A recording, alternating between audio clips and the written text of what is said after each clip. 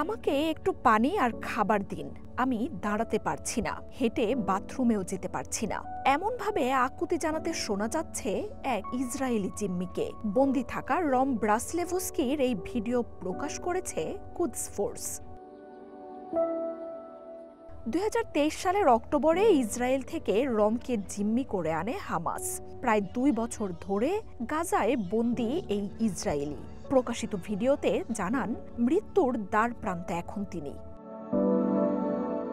শারীরিক ও মানসিক অবস্থা এতটাই খারাপ যে উঠে দাঁড়াতে পারছেন না তিনি। জানান দিন রাতের 24 ঘন্টাই মাটিতে শুয়ে থাকতে হয় তাকে। তার মতো অন্য বন্দীরাও একই পরিস্থিতিতে আছে বলে জানান এই ইসরায়েলি। গাজায় যুদ্ধ বন্ধ করতে নেতানিয়াহুর সরকারের প্রতি আহ্বানও জানান তিনি।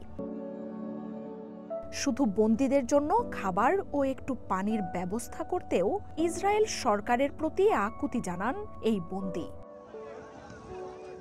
এর একদিন আগেই ইসরায়েলে আরেক জিম্মি এভিয়েটার ডেভিডের ভিডিও প্রকাশ করে হামাস।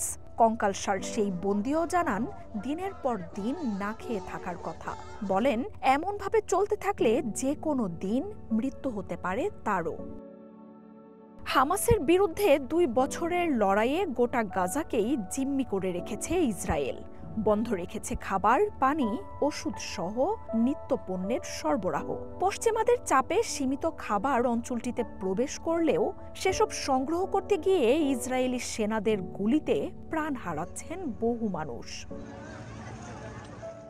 গাজায় ইসলামী প্রতিরোধ দলটির হাতে এখনও অর্ধশত ইসরায়েলি জিম্মি আছেন, যাদের মধ্যে বেশ কজনের মৃত্যু হয়েছে। তবে এখনও আরও 27 বন্দী জীবিত বলে ধারণা করা হচ্ছে। হামাস জানিয়েছে গাজায় সরবরাহ বন্ধ থাকলে জিম্মিদেরও খাবার দিতে পারেন না তারা। জিম্মিদের ভিডিও প্রকাশের পর প্রধানমন্ত্রী বেঞ্জামিন নেতানিয়াহুর বিরুদ্ধে তীব্র ক্ষোভে ফুঁসে উঠছে ইসরায়েলিরা। তাদের অভিযোগ, যুদ্ধবিরতির প্রস্তাবে রাজি না হয়ে যুদ্ধকে জিইয়ে রেখেছেন নিজের স্বার্থে। মার্জিয়া উপমা, ওয়ান নিউজ।